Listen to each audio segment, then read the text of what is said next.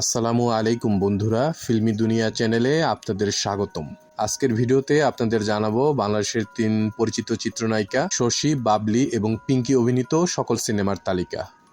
প্রথমে রয়েছেন চিত্রনায়িকা শশী। শশীর চলচ্চিত্র অভিষেক হয় 1992 সালে দারাশিকো পরিচালিত অঞ্জলি সিনেমার মাধ্যমে। এই সিনেমাতে ওনার বিপরীতে অভিনয় করেছিলেন দারাশিকো সাহেবের পুত্র সুষময়।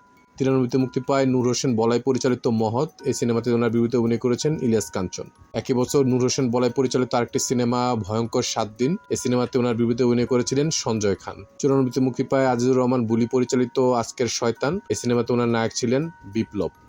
একই বছর শিবলি সাদিক পরিচালিত সিনেমা অন্তরে অন্তরে। এই সিনেমাতে তিনি নায়ক সালমান শাহের বিপরীতে দ্বিতীয় নায়ক হিসেবে অভিনয় করেছেন এবং এই সিনেমাতে ও হিরো আই লাভ ইউ গানটি বেশ জনপ্রিয়তা লাভ করে। 94 মুক্তিপ্রাপ্ত একটি সিনেমা শাহ আলম কিরণ পরিচালিত জীবন দিয়ে ভালোবাসি। এই সিনেমাতে ওনার বিপরীতে অভিনয় করেছেন জয়।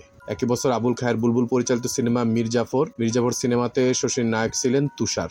95 মুক্তি পায় নূর হোসেন বলাই পরিচালিত সিনেমা ওরা তিনজন। এই সিনেমাতে ওনার নায়ক ছিলেন রাহুল। একই বছর আবুল খায়ের বুলবুল পরিচালিত সিনেমা অগ্নি সন্তান। এই সিনেমাতে ওনার নায়ক ছিলেন মাসুদ। 96 মুক্তি পায় জিয়াউদ্দিন মাসুদ পরিচালিত গোলা বারুদ। সিনেমাতে ওনার নায়ক ছিলেন রকি। 2014 সালে সাফিউদ্দিন সাবি পরিচালিত ভালোবাসা এক্সপ্রেস সিনেমাতে ওনাকে নায়ক শাকিব খানের মায়ের চরিত্রে অভিনয় করতে দেখা গেছে। এ ছিল নায়িকা শশী অভিনীত আমাদের কাছে সর্বশেষ সিনেমার তথ্য। ওনার অভিনীত আরো কোনো সিনেমার নাম আপনার জানা থাকলে দয়া করে কমেন্টে জানাবেন। তারপর রয়েছেন চিত্রনায়িকা বাবলি। চিত্রনায়িকা বাবলির চলচ্চিত্র অভিষেক হয় 1995 সালে বেলাল পরিচালিত আত্মরক্ষা সিনেমার মাধ্যমে। এই সিনেমাতে ওনার নায়ক ছিলেন সঞ্জয় খান। একই বছর মুক্তি পায় নূর হোসেন বলাই পরিচালিত সিনেমা ওরা তিনজন। এই সিনেমাতে ওনার নায়ক ছিলেন সঞ্জয় খান। 96 মুক্তি পায় মতিউর রহমান বাদল পরিচালিত আজকের ফয়সালা। এই সিনেমাতে তিনি সাপের একটি চরিত্র অভিনয় করেছিলেন। ওনার বিপরীতে ছিলেন আসিফ ইকবাল। তারপর 2006 মুক্তি পায় সাদাত হোসেন লিটন পরিচালিত মাথা গরম। এই সিনেমাতে ওনার বিপরীতে অভিনয় করেছেন আরবাজ খান।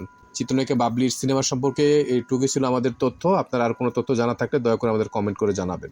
তারপর রয়েছেন চিত্রনায়িকা পিঙ্কি। চিত্রনায়িকা পিঙ্কির চলচ্চিত্র অভিষেক হয় 2005 সালে আজিজ আহমেদ বাবুল পরিচালিত ডেঞ্জার মেয়ে সিনেমার মাধ্যমে। এই সিনেমাতে তিনি একটি বিশেষ চরিত্রে অভিনয় করেছিলেন।